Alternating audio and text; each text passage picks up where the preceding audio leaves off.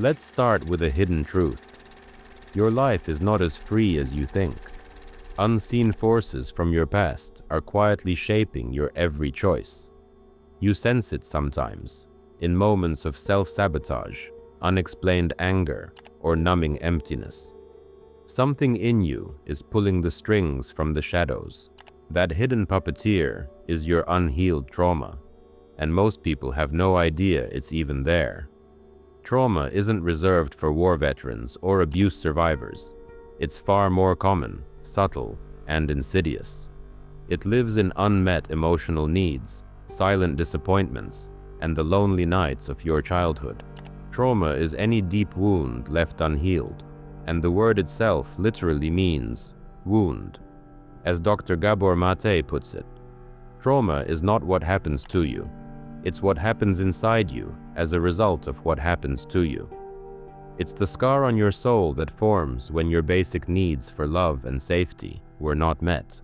You might think, I wasn't traumatized, my childhood was fine. But consider this. Did you ever feel unseen or not good enough? Were you afraid to show your true feelings?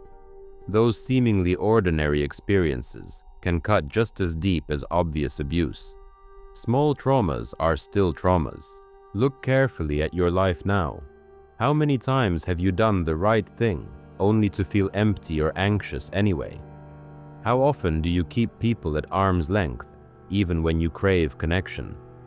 Why do you stay silent when you need to speak or explode over little things? These are not random quirks. They are your wounds in disguise. The truth is, we all carry invisible wounds. The child who had to act tough because no one protected him now lives as an adult with a hardened heart. The girl who had to earn every bit of affection grows into a woman who cannot stop pleasing others. Each coping behavior you learned was an adaptation to pain. As a child, you had no choice but to adapt. You couldn't fight back or run away from the people you depended on. So you changed yourself to survive. You learned to withhold your tears, to swallow your anger, to wear a mask that pleased others. You lost parts of yourself to keep the love you had. In doing so, you created a version of yourself that could endure. That self you show the world, the people pleaser, the tough one, the overachiever, the joker. Is it really you? Or is it a character shaped by what happened to you? What we call personality is often just a jumble of coping mechanisms masquerading as identity. Gabor Mate writes that everything that is wrong with you began as a survival mechanism in childhood. Think about that. Every trait or habit you dislike in yourself was once an ingenious adaptation. Your procrastination, your distrust, your need for control, these all originated as ways to protect a wounded child. But those survival mechanisms outlived their usefulness. They became walls around your heart and chains on your potential. The armor you built to avoid pain now keeps out love and joy. The same coping habits that once saved you are now slowly destroying you. And worst of all, you probably don't even realize it. This is what it means for unhealed trauma to control your life. It's like a puppet master operating from behind the curtain of your mind. Until you turn around and confront it, it will keep pulling your strings. As psychologist Carl Jung warned, until you make the unconscious conscious, it will direct your life, and you will call it fate. Take a moment to reflect on your strongest emotional reactions. The sudden panic when someone leaves you, the blinding rage when you feel criticized, the hollow numbness when life overwhelms you. Those reactions seem extreme for a reason. They are the voice of a younger you, the child who felt scared, hurt, or helpless, now crying out through your adult emotions. When your partner doesn't text back and you feel terror of abandonment, that's the abandoned child reliving old agony. That is a trigger, a momentary time machine pulling you back to the original pain. Trauma warps how you see the world. It taught you to expect certain things: rejection, betrayal, chaos, even when they're not really there. If you were emotionally neglected, You might see normal silence as personal rejection. If you were abused, you might perceive authority as threat. Your brain tries to protect you by bracing for the worst, constantly. The tragedy is, in trying to protect yourself, you often create the very outcomes you fear. You push people away so they can't hurt you and end up alone. You hide your true feelings to avoid conflict and live a life where no one truly knows you. You chase achievements to prove your worth, never noticing that no trophy will fill that void inside. So many of the struggles you face today trace back to childhood pain. Addiction, depression, rage, anxiety. These are not random diseases or personal failings. They are adaptations. They are desperate attempts of a mind and body that learn to survive in a world that hurt them. They are symptoms of trauma. Let's talk about addiction. Why do so many reach for addictions, be it alcohol, drugs, food, work, or endless distractions? Is it because they're bad or weak? No, it's because they're hurting. The question is not why the addiction, but why the pain. Addictions are anesthetics. They numb an unendurable pain rooted in the past, at least for a while. When the effect wears off, the pain returns even stronger, and so does the craving. The addict isn't indulging a guilty pleasure, they're medicating a wound. It could be the pain of abuse, or the pain of never feeling loved for who they are. Addiction offers relief, but also deepens the wound, adding shame and chaos on top of the original hurt. Maybe you've never struggled with substances, but what about work or approval? Perhaps you're addicted to productivity, to achievement, to staying busy so you never have to sit alone with your thoughts. These too are ways we run from trauma.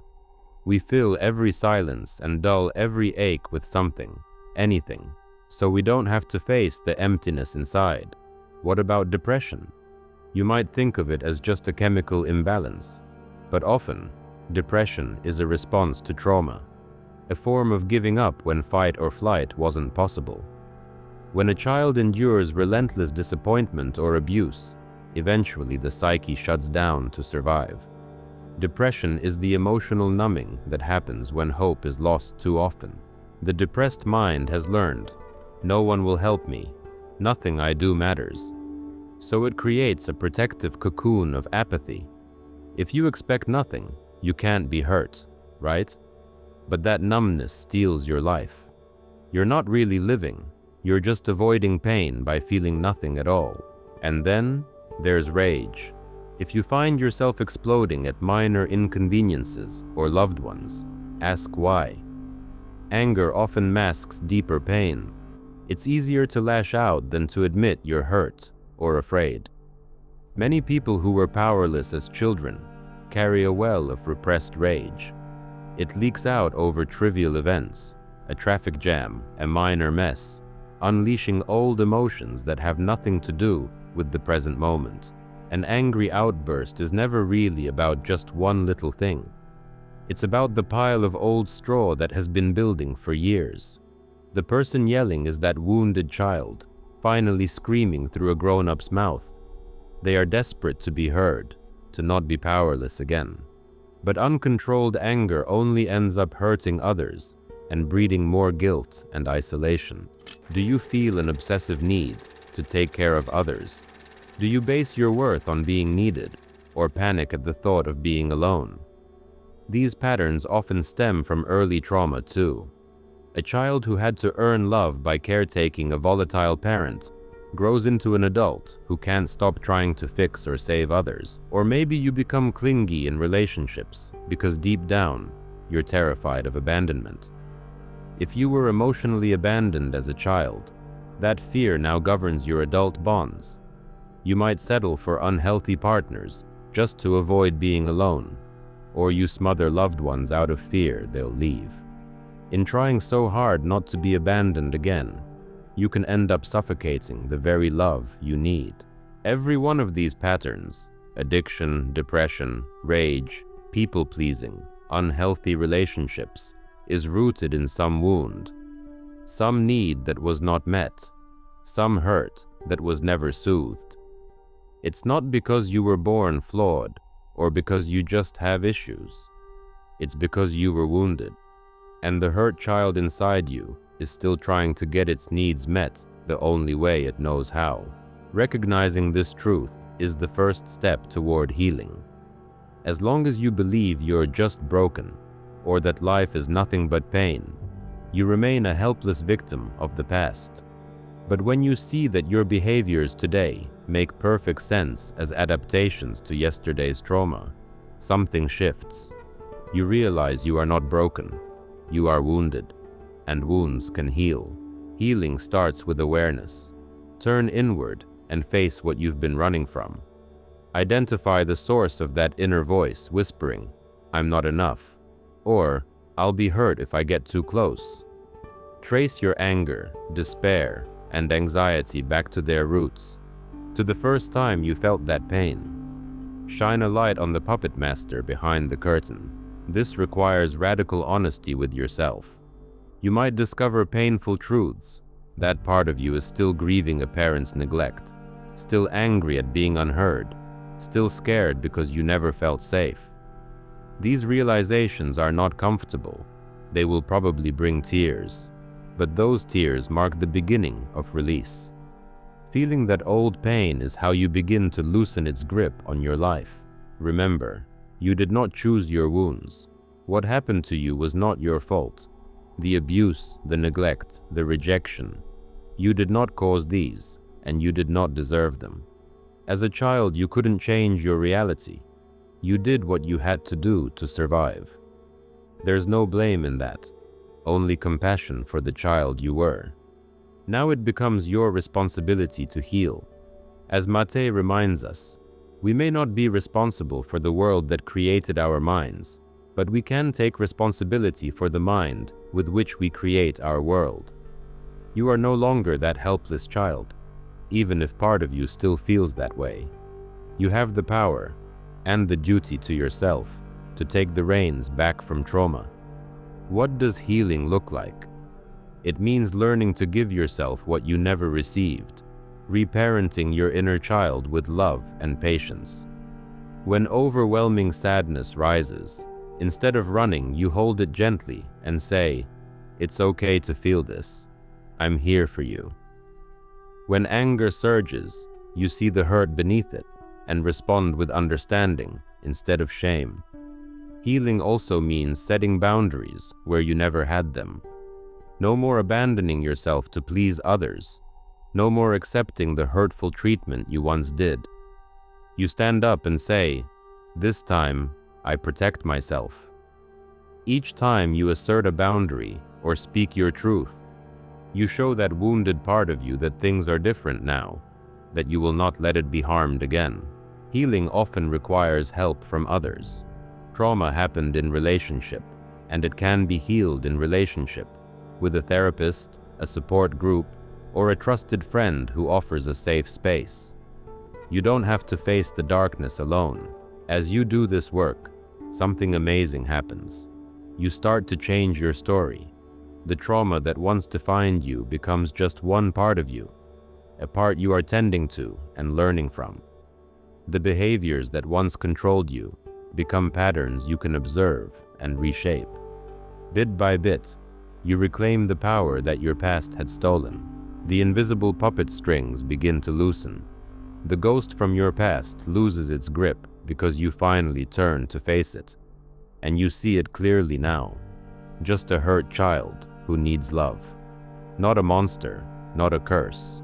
Just a wound that needs care. When you give it that care, the puppet master loses power. The spell is broken. This journey isn't easy or quick. Facing trauma may be the hardest thing you ever do. It takes courage to walk back into the pain you long avoided. It takes patience to change patterns that have governed you for so long. And it takes immense self-compassion to forgive yourself for what you had to do to survive. But what's the alternative? To live forever as a prisoner of your past?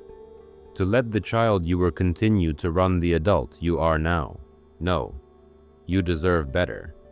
Your life is yours, not your trauma's. Every day you avoid the pain is another day the trauma wins. Enough is enough. You have a choice now. You can keep numbing, fighting, and fleeing, repeating the same cycles and spreading your pain to those around you. Or you can finally face the truth. You can decide that your past will not write your future. This is the turning point. It's the moment you start to break free. Understand this. Healing doesn't mean the past disappears. It means it no longer controls you.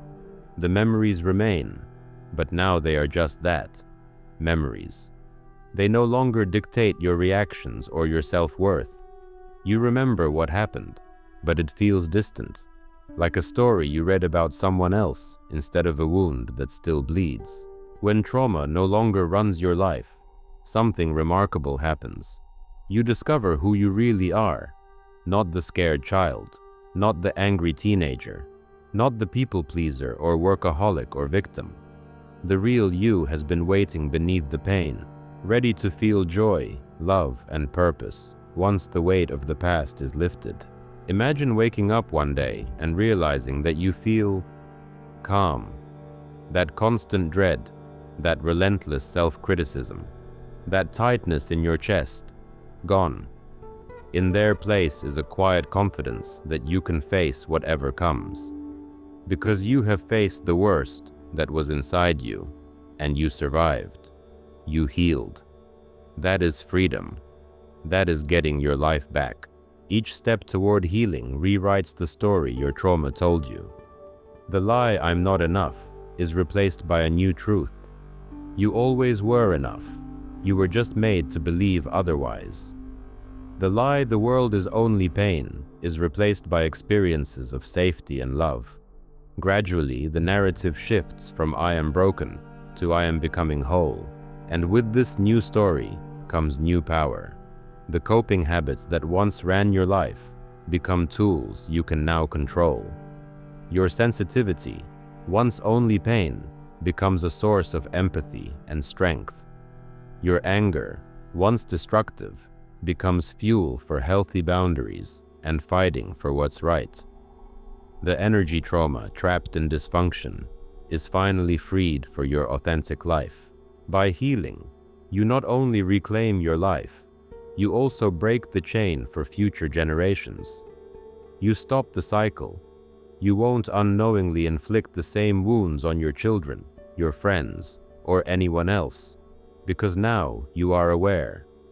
You become an example of what it means to face the truth and emerge stronger. There's a saying, if you don't heal what hurt you, you'll bleed on people who didn't cut you. We see it all the time. Hurt people hurt people. But the reverse is also true. Healed people heal people. When you mend your wounds, you radiate understanding and compassion. You help others find the courage to face their own trauma, just by proving it's possible. So look at your life with new eyes. Recognize the patterns that have been controlling you, and trace them back to their source. Dare to ask yourself the hard questions and sit with the uncomfortable answers. This is the work of a lifetime, but nothing is more worth doing, because nothing less than your freedom is on the line. No, it's not easy to confront what broke you, but it is far harder to live unknowingly chained to it forever.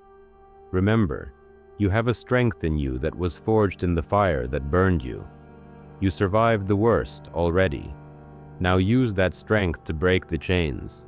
Use that fire to light your way out of the darkness. Your unhealed trauma has controlled you long enough. Now it's time to take back control.